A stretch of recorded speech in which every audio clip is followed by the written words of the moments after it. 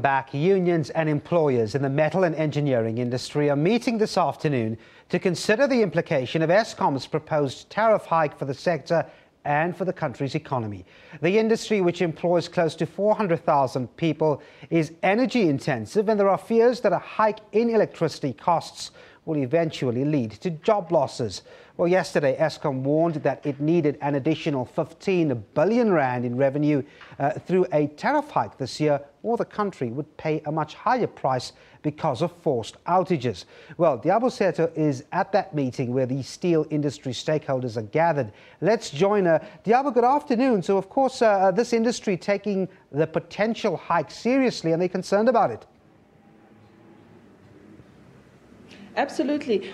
Devon, the unions, particularly NUMSA, has called a meeting today following yesterday's remarks by Eskom that, they want 10 billion rands from NERSA to help with buying of diesel. NUMSA has convened this meeting with a couple of unions who, as well as SABC, still an engineering body. Like you said in your intro, their main concern is that this will have a negative impact on the steel steel industry, as well as it will also may result in job losses. We know that the manufacturing sector as a whole is already not doing well, and we can only imagine that if the costs of working or the costs to businesses increases, it could have a negative effect. But I'm going to have the General Secretary, the Deputy General Secretary, that is Mr. Carl Kluter, with me, who's going to explain to us that what will be happening at 2 o'clock this afternoon, just under an hour.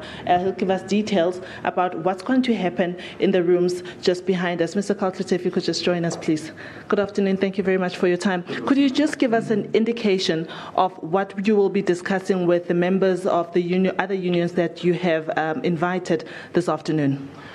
Well, NERSA invited the public to make comments in a public hearing on the 23rd of June, and NUMSA felt it necessary for the iron engineering and steel industry employers and unions to come together to look at what would be our position as key stakeholders in important sectors of the South African economy.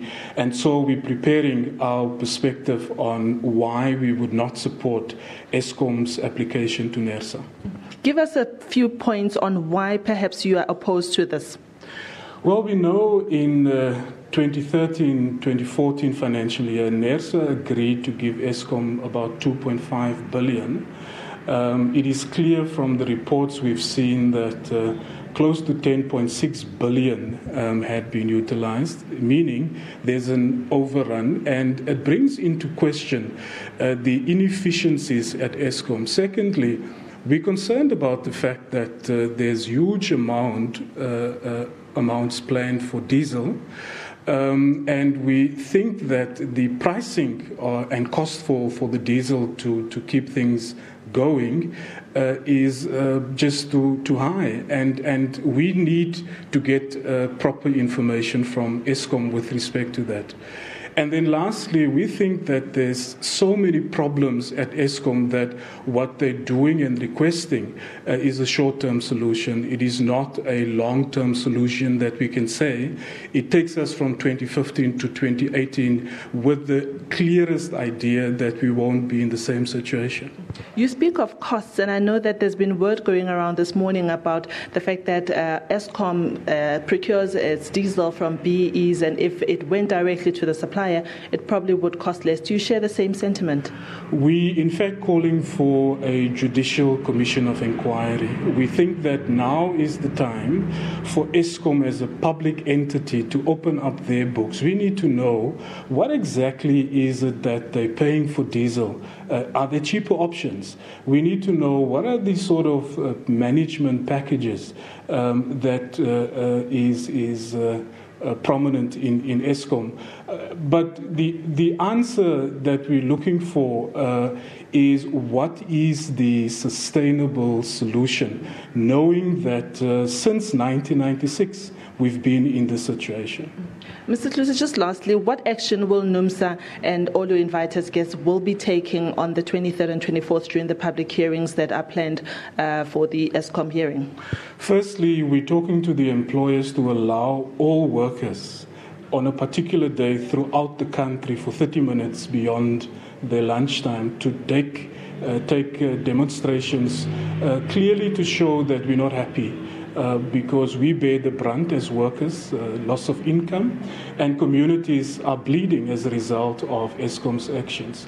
On the 23rd, we will be making presentation inside and picketing outside of the NERSA venue.